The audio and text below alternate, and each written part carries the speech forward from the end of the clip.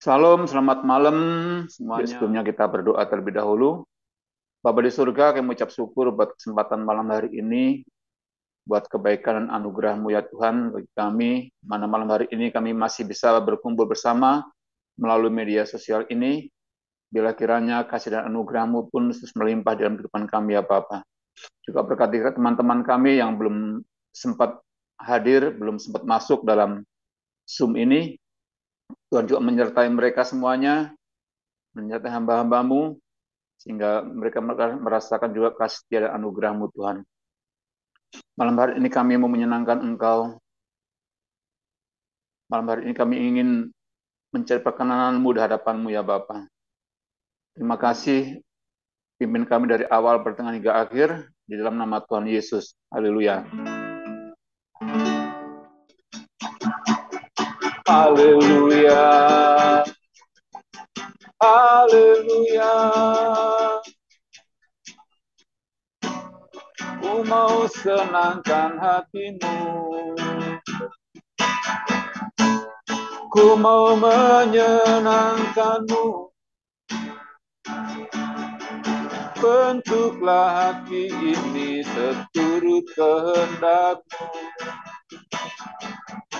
agar aku lebih menyenangkan-Mu. Tuhan, ku serahkan seluruh hidupku, persembahkan bagi-Mu ya Allahku. Kami rindu Tuhan jamahan-Mu. Pakailah setiap kami, pakailah hidup kami untuk menyenangkan-Mu. Sebagai alat bagi kerajaan-Mu, jadikan kami alat-alat-Mu untuk kemuliaan-Mu, untuk kebesaran-Mu ya Bapa. Nih kami rindu menjadi bagian di dalam kerajaan-Mu. Haleluya. Ku mau sembah Kau Tuhan, ku mau puji Engkau Yesus, ku mau senangkan-Mu, ku mau selalu. Terima kasih Bapa, terima kasih Yesus. Haleluya. Glory. Haleluya. Syaralaba yaralaba yaralaba yaralaba laba laba laba. Syaralaba yaralaba laba laba laba. Syana yaralaba yaralaba yaralaba laba laba laba. Haleluya. Terpujilah Kau Bapa, terpujilah nama-Mu, terpujilah Engkau Yesus, Tuhan dan Raja. Sebab Kaulah kebenaranku, Kaulah Allahku. Haleluya. Glory. Terima kasih.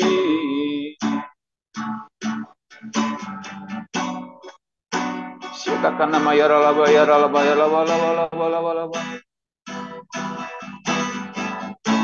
Yaralaba yaralaba yaralaba yaralaba laba laba laba laba laba. Makasih ya Bapa di surga. Terima kasih Tuhan Yesus. Terima kasih Roh Kudus buat setiap kebaikan dan anugerah-Mu Tuhan.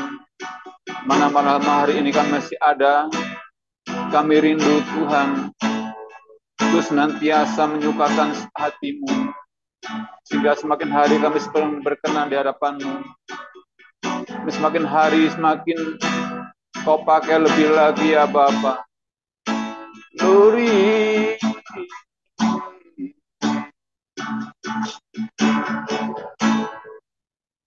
Terima kasih Bapa di surga.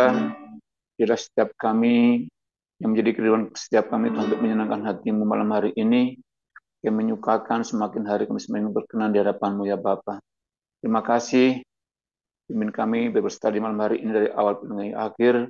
Berkati hamba-Mu, Pastor David Chang, yang akan menyampaikan kebenaran firman-Mu, yang akan mengajar setiap kami ya Tuhan. Juga urapi setiap kami semuanya yang mendengarkannya, sehingga kami juga boleh mengerti.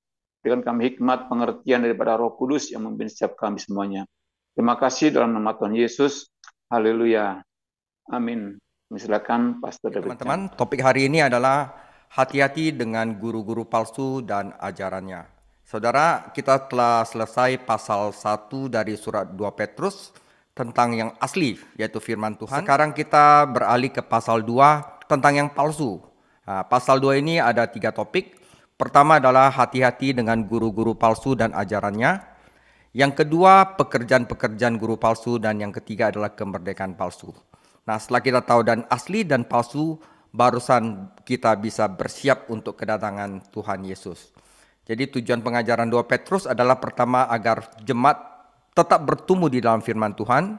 Yang kedua agar jemaat tidak terombang-ambing dengan pengajaran palsu. Dan yang ketiga adalah agar jemaat siap untuk menantikan kedatangan Tuhan Yesus. Saya akan mulai. Saudara, salah satu penipuan yang paling sukses di dunia adalah penjualan karya seni palsu. Gambar palsu, ya. Beberapa galeri terbaik dan koleksi pribadi telah diserbu oleh lukisan-lukisan palsu karya para empunya yang besar. Penerbit juga sering menyebarkan tipuan, membeli manuskrip asli yang sebenarnya tidak asli. Saudara, barang palsu ini bukan hal baru. Setan adalah peniru ulung. 2 Korintus 11 ayat 13 sampai 15. Dan dia terus bekerja keras sejak dia menipu Hawa di taman. Kejadian 3 ayat 1 sampai 7. Dia mempunyai orang-orang Kristen palsu. Matius 13 ayat 38, Yohanes 8 ayat 44. Dia memiliki Injil palsu. Galatia 1 ayat 6 sampai 9 dan bahkan kebenaran palsu. Suatu hari dia akan memperkenalkan Yesus Kristus yang palsu kepada dunia. 2 Tesalonika 2. Saudara, bangsa Israel terus-menerus disesatkan oleh nabi-nabi palsu. Elia harus berhadapan dengan para nabi Baal. Namun, nabi-nabi palsu Yahudilah yang terus menyebarkan agama palsu. Nabi-nabi palsu Yahudilah yang paling banyak melakukan kerusakan karena mereka mengaku berbicara atas nama Allah. Baik Yeremia maupun Yeskiel mengungkap pelayanan palsu ini, namun orang-orang tetap saja mengikuti nabi palsu itu. Mengapa? Saudara, karena agama nabi palsu itu mudah, nyaman, dan populer. Fakta bahwa nabi-nabi palsu memberitakan perdamaian palsu dan kemerdekaan palsu tidak membuat orang khawatir. Yeremia 6 ayat 14. Karena itulah pesan yang ingin mereka dengar. Saudara, para rasul dan nabi meletakkan dasar bagi gereja, kemudian menghilang. Itu sebabnya mengapa Petrus menulis tentang guru-guru palsu, bukan tentang nabi-nabi palsu. Karena sekarang yang ada lause-lause palsu, ya. Karena masih ada guru-guru di dalam gereja. Kemungkinan besar anggota gereja tidak akan mendengarkan seorang nabi, namun mereka akan mendengarkan seorang pengajar firman. Setan selalu menggunakan pendekatan yang akan berhasil untuk memperingatkan kita agar waspada. Disinilah pentingnya Petrus menyajikan 3 aspek mengenai guru-guru palsu yang ada di gereja. Jadi yang pertama adalah guru palsu akan dijelaskan di dalam perikop ini, dan guru palsu akan dihancurkan. Yang ketiga, tetapi orang percaya sejati akan diselamatkan. Oleh karena itu saudara, hari ini itu sangat penting sekali. Oke? Pertama, mari kita baca firman Tuhan. 2 Petrus 2 ayat 1 sampai 9. Sebagaimana nabi-nabi palsu dahulu tampil di tengah-tengah umat Allah, ya, di mana dulu itu ada nabi palsu tampil di tengah-tengah umat Allah. Demikian pula di antara kamu akan ada guru-guru palsu, lause-lause palsu. Mereka akan memasukkan pengajaran-pengajaran sesat yang membinasakan. Dan mereka bakal menyangkal penguasa yang telah menebus mereka. Dan dengan jalan demikian, segera mendatangkan kebinasaan atas diri mereka sendiri. Banyak orang, saudara, bukan sedikit, banyak orang akan mengikuti cara hidup mereka. Yang apa? Yang dikuasai hawa nafsu, dan karena mereka jalan kebenaran akan dihujat. Dan karena serakahnya guru-guru palsu itu akan berusaha mencari untung dari kamu dengan cerita-cerita isapan jempol mereka. Tetapi saudara, untuk perbuatan mereka itu, hukuman telah lama tersedia dan kebinasaan tidak akan tertunda. Sebab jikalau Allah tidak menyayangkan malaikat-malaikat yang berbuat dosa, tetapi melemparkan mereka ke dalam neraka dan demikian menyerahkannya ke dalam gua-gua gelap untuk menyimpan mereka sampai hari penghakiman, dan jikalau Allah tidak menyayangkan dunia purba, tetapi hanya menyelamatkan Nuh, pemberita kebenaran itu, dengan 7 orang lain ketika mendatangkan air bah atas dunia orang-orang fasik, dan jikalau Allah membinasakan kota Sodom dan Gomora dengan api dan demikian memusnahkannya dan menjadikannya suatu peringatan untuk mereka yang hidup fasik di masa-masa kemudian, tetapi ia menyelamatkan Lot, orang benar itu, yang terus-menerus menderita oleh cara hidup orang-orang yang tak mengenal hukum dan yang hanya mengikuti hawa nafsu mereka saja. Sebab orang benar ini tinggal di tengah-tengah mereka dan setiap hari melihat dan mendengar perbuatan-perbuatan mereka yang jahat itu, sehingga jiwanya yang benar itu tersiksa. Maka nyata bahwa Tuhan tahu menyelamatkan orang-orang saleh dari pencobaan dan tahu menyimpan orang-orang jahat untuk disiksa pada hari penghakiman. Demikian firman Tuhan. Jadi pertama, guru-guru palsu ini akan dijelaskan. Saudara, ini bukan gambaran yang bagus. Ya, ketika Anda membaca surat Yudas, Anda akan menemukan Yudas menggunakan bahasa yang serupa. Jadi hampir di dalam surat-surat general ini, bahkan di surat-surat Paulus, selalu ada guru palsu. Karena guru palsu merupakan sesuatu yang paling bahaya, saudara. Ya, Petrus tahu bahwa kebenaran firman Tuhan dan doktrin palsu para bidat tidak bisa hidup berdampingan. Tidak ada kompromi di pihaknya. Seperti halnya seorang ahli bedah tidak dapat berkompromi dengan tumor kanker di tubuh pasien. Apa yang dapat dijelaskan di dalam guru-guru palsu? Pertama, guru-guru palsu pasti melakukan penipuan. Tema ini ada di seluruh bab. Pertama-tama, pesan para guru ini adalah salah. Petrus menyebut apa yang mereka ajarkan sebagai sesat yang merusak. Dan di sini ada kata bidat di sini. Kata bidah awalnya hanya berarti mereka membuat pilihan. Namun kemudian berubah menjadi sebuah sekte, sebuah partai. Jadi mendorong semangat sekte di dalam gereja adalah salah satu perbuatan daging. Saudara, sekarang ada banyak bidat Kristen akhir-akhir ini seperti Saksi Yehova dan Mormon. Ya, masih banyak lagi saudara. Nah, oke. Setiap kali seorang anggota gereja berkata kepada anggota lainnya, apakah Anda berada di pihak saya atau di pihak pendeta? Dia mempromosikan semangat sekte dan menyebabkan perpecahan. Seorang guru palsu memaksa Anda membuat pilihan antara doktrinnya dan doktrin sejati dari iman Kristen yang benar. Bukan hanya pesan mereka yang salah, tetapi metode mereka juga salah. Mereka tidak akan terbuka menyatakan apa yang mereka percayai. Mereka datang ke gereja dengan tujuan palsu dan memberikan kesan bahwa mereka setia pada iman Kristen. Mereka secara diam-diam membawa serta, yaitu doktrin, saudara, adalah terjemahan harfiahnya. Mereka tidak langsung mengungkapkan kebenaran, mereka hanya meletakkan ajaran palsu mereka berdampingan dengan kebenaran dan memberi kesan bahwa mereka mempercayai dasar-dasar iman. Tak lama kemudian, mereka akan membuang doktrin yang benar dan meninggalkan doktrin palsu mereka pada tempatnya. Di dalam 2 Petrus 2 ayat 3, Petrus menunjukkan bahwa guru-guru palsu menggunakan perkataan palsu. Perkataan palsu kata Yunani adalah plastos, yang darinya kita mendapatkan kata plastik dalam bahasa Indonesia dan plastik dalam bahasa Inggris. Kata-kata plastik artinya kata-kata yang dapat diputarbalikkan menjadi apapun yang mereka inginkan. Pengajar palsu menggunakan kosakata Kristen, namun mereka tidak menggunakan kamus Kristen. Mereka berbicara tentang keselamatan, inspirasi, dan kata-kata agung dari iman Kristen. Namun mereka sendiri tidak mengartikan apa yang mereka maksudkan. Orang-orang percaya yang belum dewasa dan yang tidak mau belajar Alkitab, yang mendengar para pengkhotbah ini atau membaca buku-buku mereka, berpikir bahwa orang-orang ini memiliki iman yang kuat. Padahal sebenarnya tidak, saudara. Setan adalah pembohong, maka pelayannya adalah pembohong. Mereka menggunakan Alkitab bukan untuk mengajar, namun untuk menipu, saudara. Mereka mengikuti pola sama seperti bapaknya, yaitu setan ketika dia menipu Hawa. Pertama-tama dia mempertanyakan firman Tuhan. Yah, apakah Tuhan sudah mengatakannya? Kemudian dia menyangkal firman Tuhan. Kamu tidak akan mati.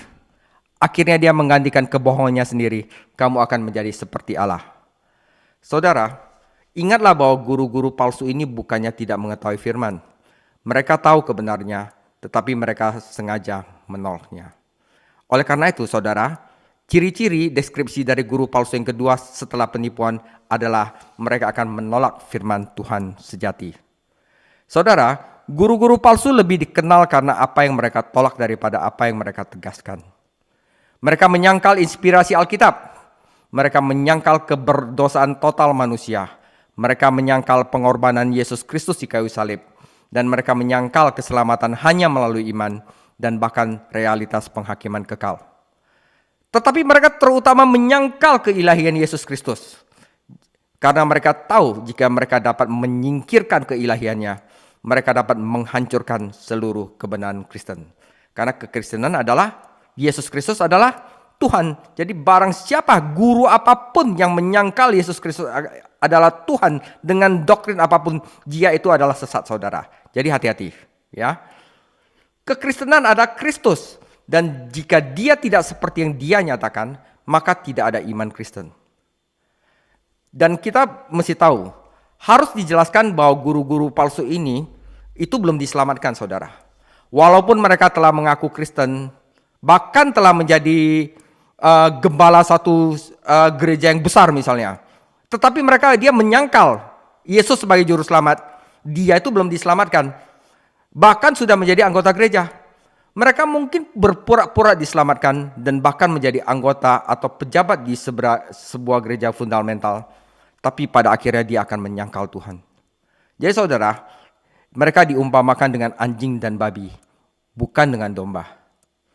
Yudas menggambarkan orang-orang yang sama dalam Yudas 19. Dia dengan jelas mengatakan mereka tidak memiliki roh. Jika seseorang tidak mempunyai roh Allah di dalam dirinya, ia bukanlah anak Allah. Roma 8 ayat 9. Dan di dalam 1 Yohanes dikatakan bahwa orang ini tidak lahir dari Allah. Dalam artian apa orang-orang ini dibeli oleh Tuhan? Memang benar bahwa Yesus Kristus mati untuk gereja. Namun juga benar bahwa dia mati untuk dosa seluruh dunia. Dialah saudagar yang membeli seluruh ladang, yaitu dunia, agar dia memperoleh harta yang ada di dalamnya. Dalam penerapannya terhadap keselamatan, penebusan Tuhan Yesus itu terbatas pada mereka yang percaya kepadanya. Namun jika menyangkut kekuatan darah Yesus, kematiannya cukup untuk menebus seluruh dunia. Dia membeli bahkan mereka yang menolak dia dan yang menyangkal dia. Dan hal ini membuat dosa mereka, kecaman mereka semakin besar.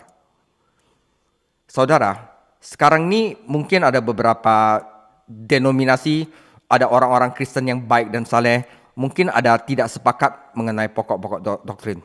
Namun kita semua harus sepakat mengenai pribadi dan karya Yesus Kristus. Itu paling penting.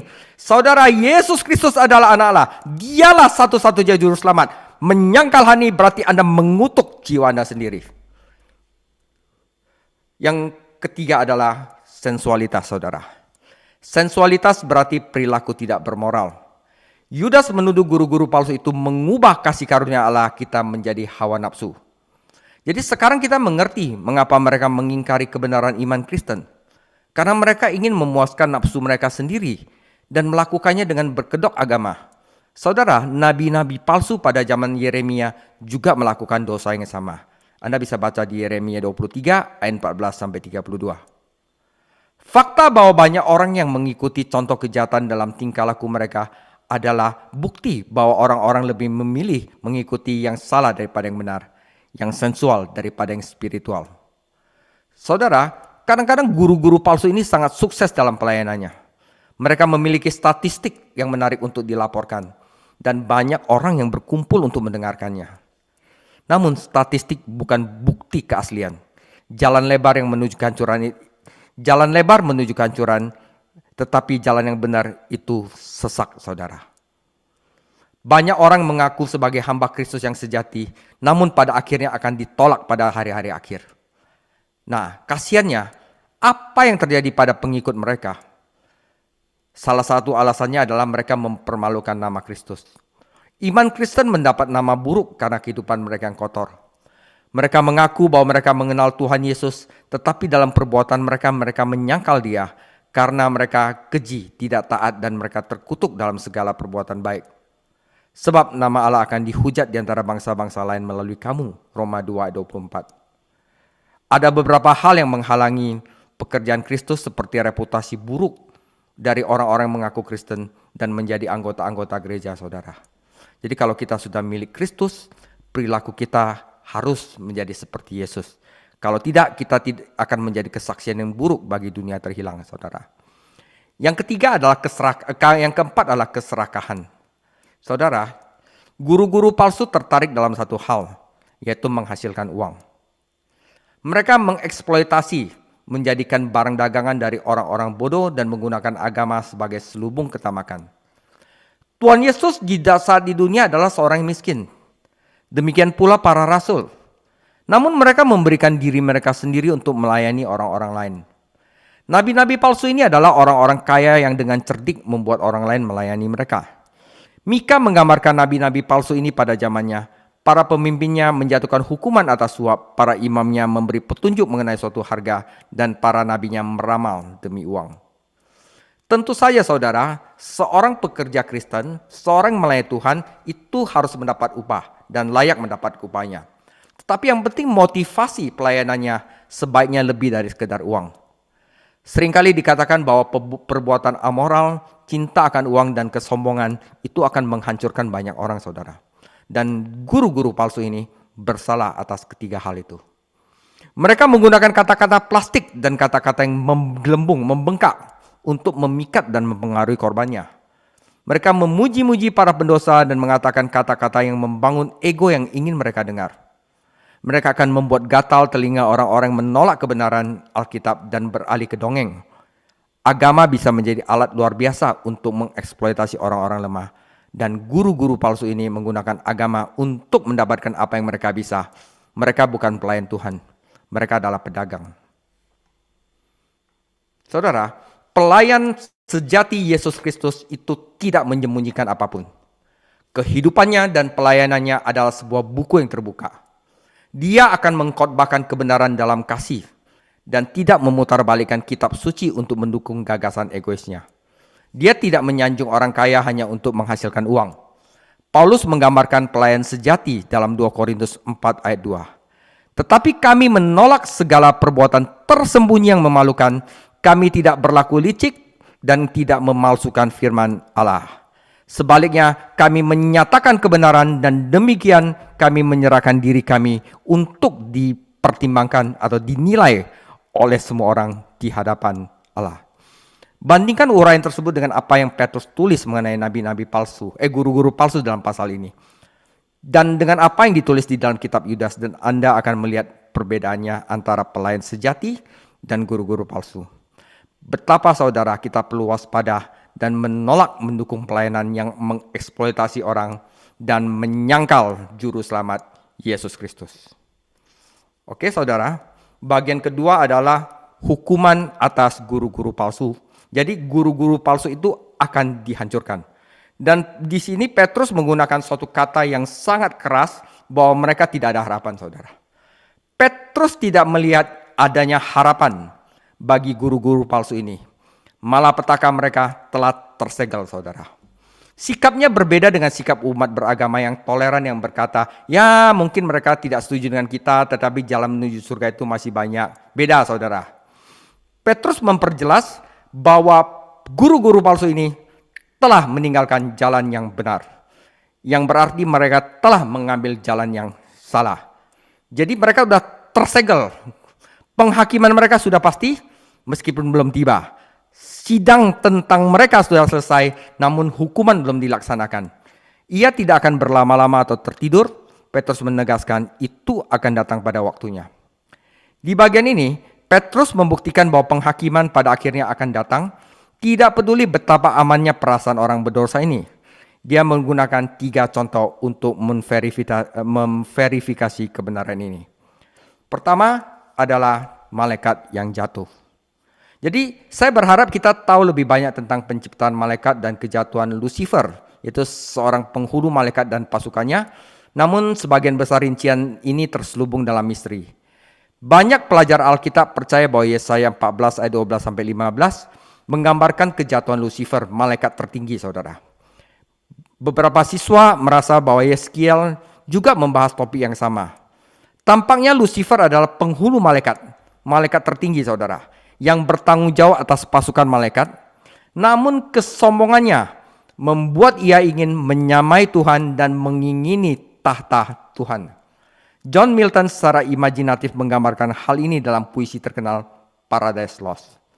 Wahyu 12 ayat 4 mengatakan bahwa sepertiga malaikat jatuh bersama Lucifer telah menjadi setan, yaitu musuh Allah. Jadi saudara, yang setan-setan yang ada di dunia itu adalah sepertiga dari malaikat yang jatuh bersama-sama Lucifer. Di manakah para malaikat yang jatuh ini sekarang?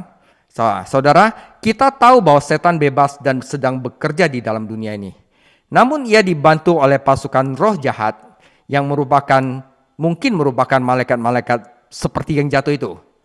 Namun Petrus mengatakan bahwa beberapa malaikat telah dikurung di Tartarus.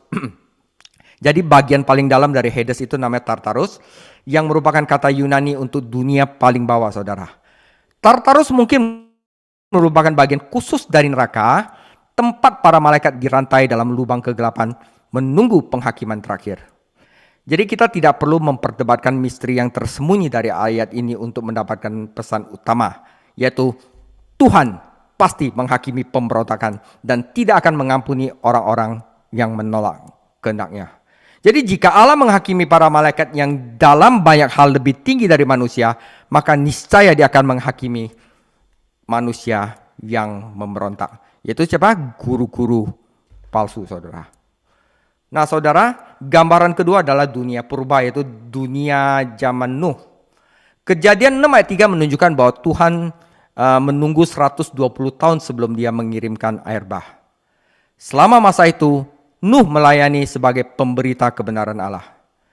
Jika Anda ingin membaca gambaran dunia sebelum air bah, bacalah Roma 1 ayat 18. Peradaban non-Yahudi telah menjadi begitu rusak sehingga Allah merasa perlu untuk membersihkan bumi. Saudara, dari seluruh bumi, Tuhan hanya menyelamatkan 8 orang.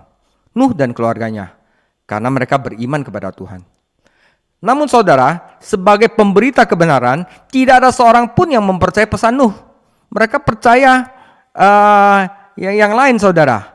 Yesus menjelaskan dengan jelas bahwa orang-orang menikmati kehidupan normal mereka, makan, minum, kawin, mengawinkan, hingga hari ketika Nuh dan keluarganya memasuki Bahtera.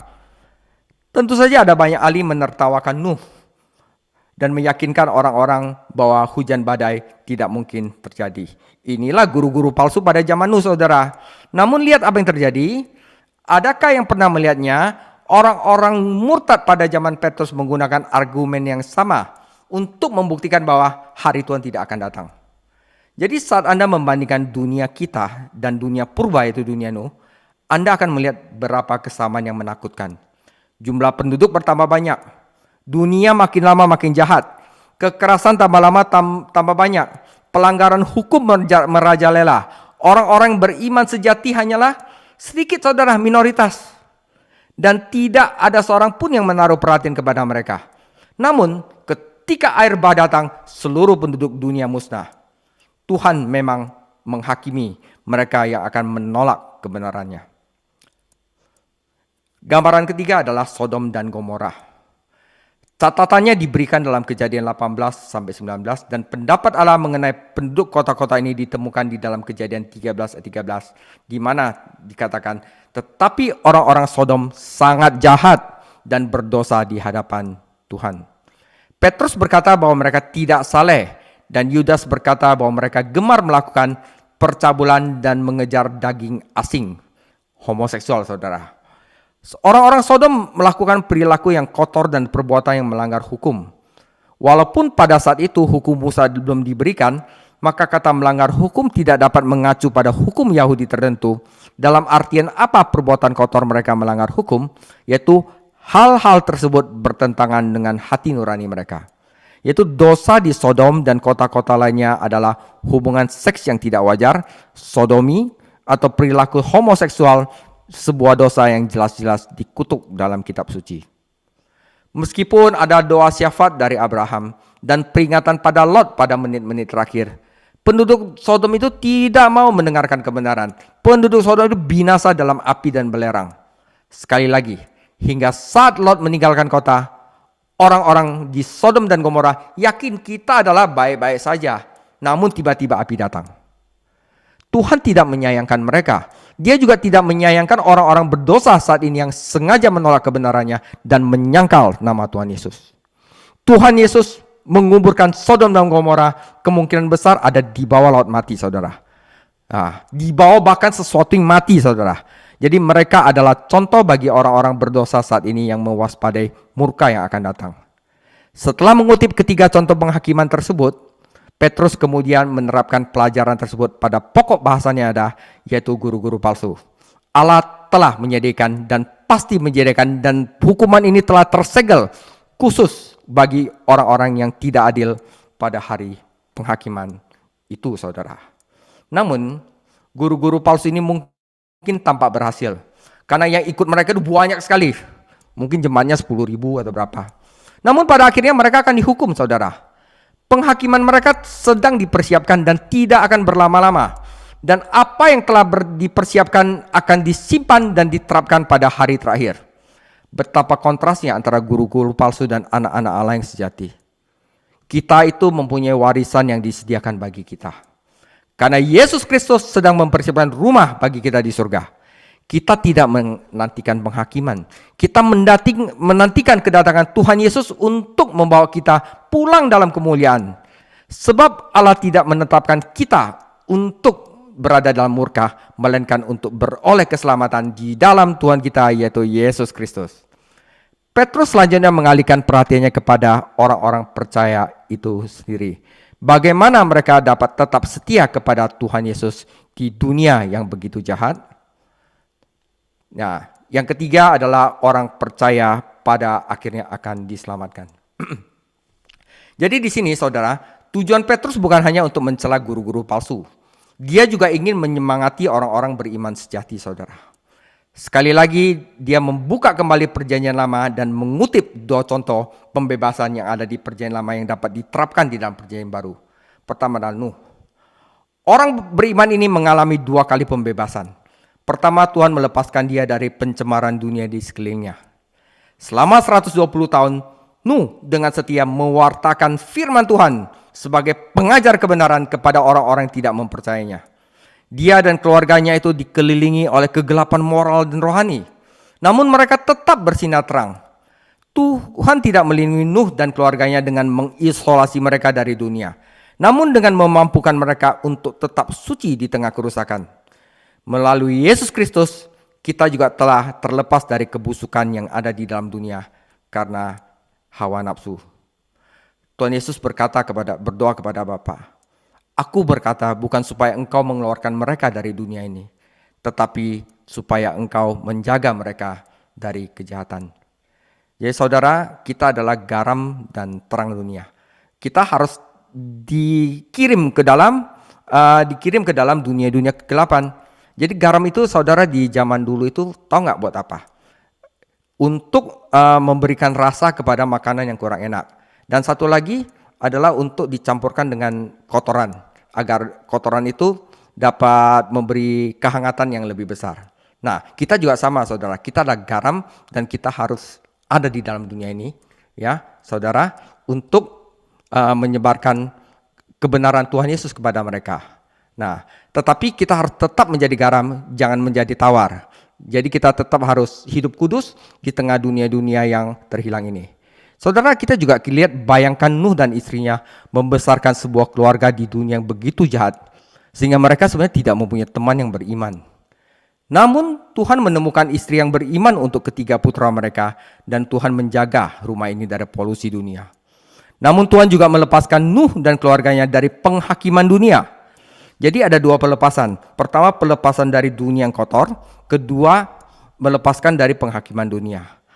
Air bah yang mendatangkan penghukuman bagi dunia hanya mengangkat Nuh dan seisi rumahnya ke atas dari penghakiman. Mereka aman dalam bahtera keselamatan. Dalam surat yang pertama, Petrus telah melihat bahwa di dalam bahtera itu ada sebuah lambang keselamatan kita, yaitu di dalam Yesus Kristus. Dunia terkubur dalam baptisan air bah. Namun Nuh diangkat, sebuah gambaran kebangkitan dan keselamatan. Tentu saja Petrus meyakinkan para pembacanya bahwa ketika hari penghakiman besar itu tiba, mereka akan tetap aman. Yesus Kristus adalah bahtera keamanan kita.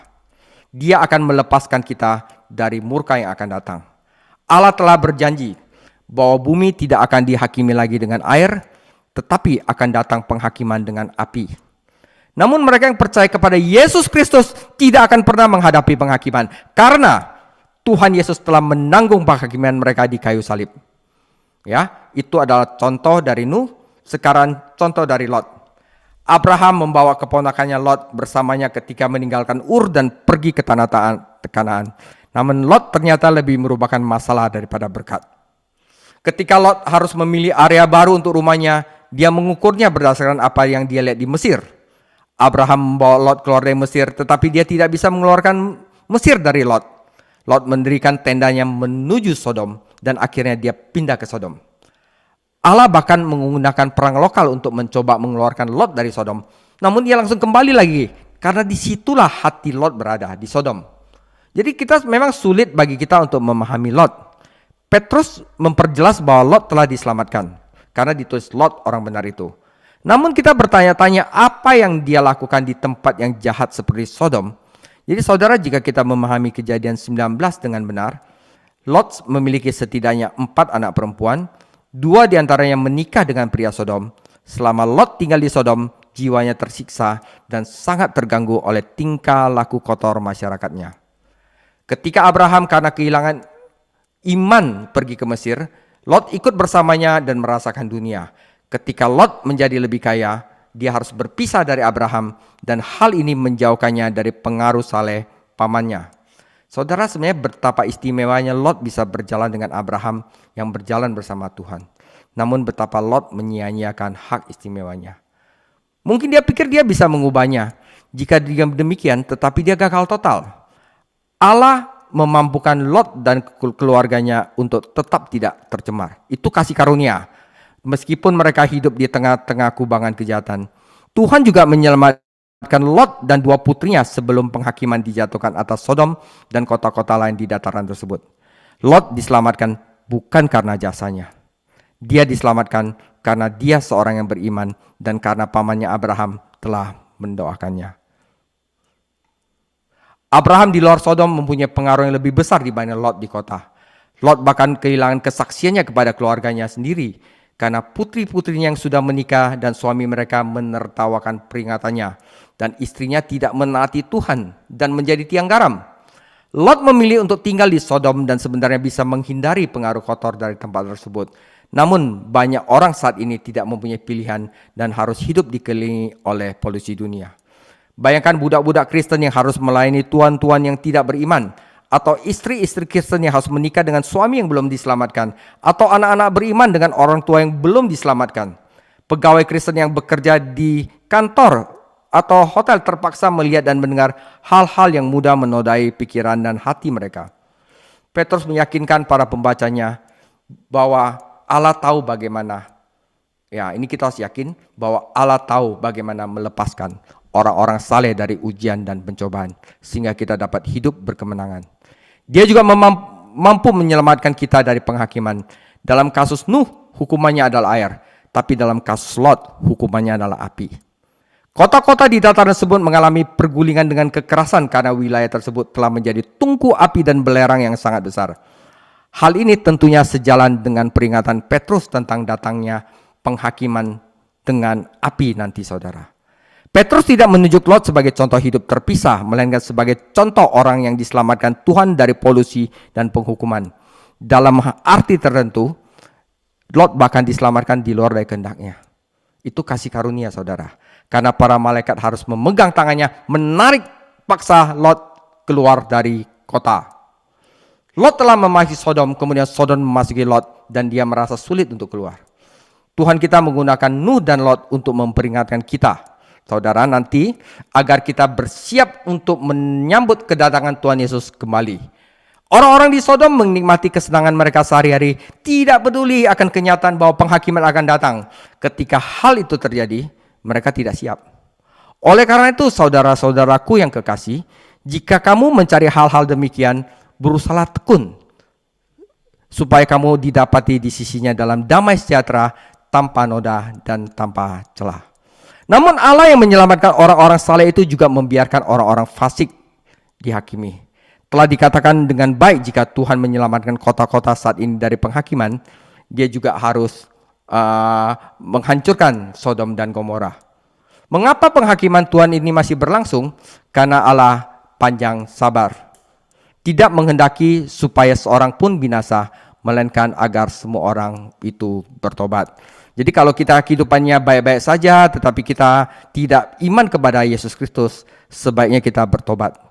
Karena Tuhan akan datang seperti pencuri. Kalau dia datang, kalau kita tidak siap, itu cilaka besar, saudara. Nah, seperti masyarakat pada zaman Nuh mempunyai waktu 120 tahun untuk bertobat dan percaya, namun mereka menolak kebenaran. Meskipun teladan dan kesaksian Lot lemah, setidaknya dia masih mewakili kebenaran. Namun tetangganya yang tidak bermoral tidak mau berurusan atau mempercayai Tuhan, saudara.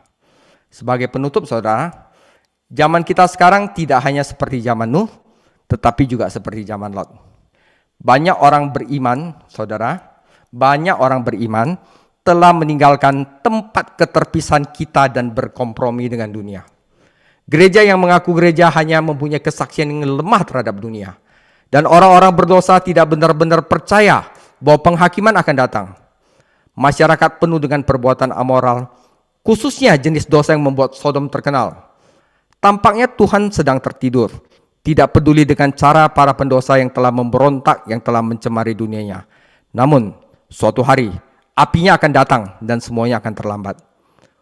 Kita sebagai umat Tuhan, betapa lemahnya kita atau mereka, saudara, kita akan dibebaskan dari penghakiman oleh kasih karunia dan kemurahan Tuhan. Tuhan tidak dapat menghakimi Sodom sampai Lot yang sudah masuk ke dalam dunia pun berada di luar kota.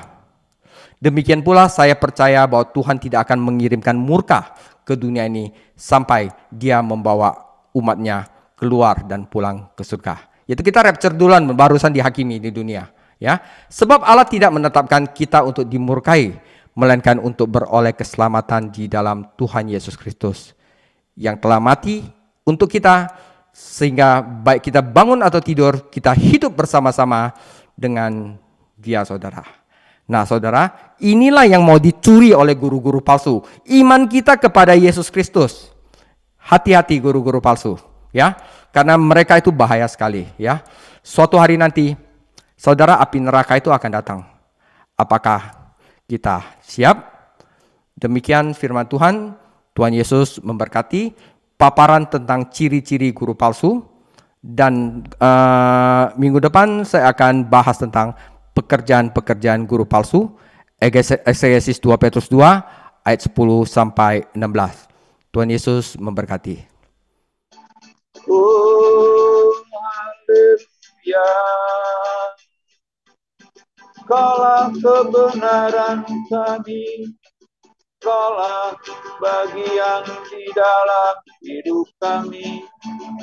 Kerajaan-Mu dan kebenaran-Mu ya Tuhan menjadi tujuan kami, sehingga semakin hari kami disempurnakan, sehingga sepanjang hari makin diubahkan menjadi sempurna seperti Kau Yesus.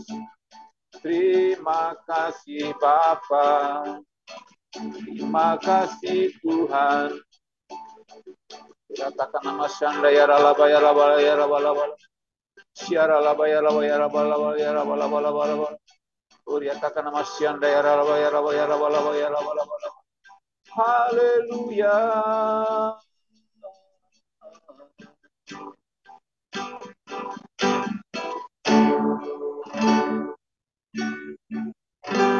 Terima kasih Bapa di surga, terima kasih Tuhan Yesus, terima kasih Roh Kudus buat Bible study malam hari ini. Biarlah kiranya Roh-Mu terus memberikan hikmat, memberikan kepekaan bagi setiap kami, untuk kami boleh belajar, untuk kami boleh mengetahui tentang kebenaran firman Tuhan yang kami dengarkan. Terima kasih ya Bapa di surga. Terima kasih Roh Kudus, berkati hamba-Mu, Pastor David Chan yang telah mengajarkan kepada kami, tambah-tambahkan hikmat, sehingga semakin hari semakin berani menyampaikan kebenaran firman Tuhan. Sehingga Kau pakai hamba-Mu lebih lagi ya Tuhan, dalam pemberitaan firman-Mu, dalam pengajaran-Mu. Kau berkati hamba-Mu ini dalam pekerjaannya, di mana hamba-Mu bekerja, melayani, semakin Tuhan berikan hikmat yang luar biasa. Juga berkati keluarganya, sehingga membawa keluarga semakin hari semakin cinta akan Tuhan Yesus. Terima kasih yang diserahkan hamba-Mu Pastor David Chan dalam pekerjaan dan bahkan dalam keluarganya. Kami berdoa buat Bapak Gembala kami, Bapak Min, sehingga malam hari ini juga Tuhan Kau biarlah Kau berikan hikmat buat hamba-Mu ini, sehingga bisa mengerti, sehingga tidak ada guru-guru palsu dalam gereja ini Tuhan. Berkati hamba-Mu, Bapak Gembala kami, sehingga hikmat yang daripada Tuhan terus mengalir, urapan daripada Tuhan, semakin hari semakin Kau pakai hamba-Mu ini dengan luar biasa dalam mengembalakan yang dipercayakan di GBI Tanah Abang ini, sehingga murid-murid umat-umat Tuhan yang dipercayakan semakin hari semakin bertumbuh ke arah Kristus. Di dalam nama Tuhan Yesus, berkati keluarganya juga Tuhan, berkati kesehatannya, berkati sehingga tidak ada kekurangan satu apapun, kelimpahan dalam segalanya. Terima kasih menyerahkan juga hamba-Mu ini dalam tangan kuasa-Mu, bila kiranya Engkau Allah senantiasa menyertai dan melindunginya. Juga buat kami yang ada di kelas ini, berkati kami semua dengan kesehatan dan kekuatan, hikmat yang daripada Tuhan Roh Kudus, yang senantiasa menyertai kami semuanya Tuhan, sehingga kami boleh membedakan mana yang asli, mana yang palsu, mana yang menipu, mana yang jujur, sehingga kami boleh beribadah dengan damai sejahtera dan sukacita yang daripada Roh Kudus yang menyertai setiap kami semuanya. Terima kasih juga berkati teman-teman kami yang belum masuk dalam kelas ini, berkati mereka semuanya, sehingga mereka juga memperoleh damai sejahtera pada Allah Roh Kudus. Terima kasih. Malam hari ini kami mau mengakhiri Bible study malam hari ini, dan kami mau menerima berkat yang daripada Engkau ya Tuhan. Kami silakan Bapak Gembala untuk berdoa berkat. Mari Bapak Ibu Saudara, rekan-rekan semua, angkat kedua tanganmu hadapan Tuhan. Kekasih-kekasih Kristus, kita akhiri Bible study kita malam hari ini. Terimalah berkat yang berlimpah-limpah dari Allah Bapa kita di surga, anugerah yang sempurna di dalam anaknya Tuhan Yesus Kristus, dan persekutuan yang erat Roh Kudus menyertaimu dari saat ini sampai Maranatha. Mari kita semua yang dikasihi dan diberkati oleh Tuhan Yesus Kristus, kita katakan, Amin.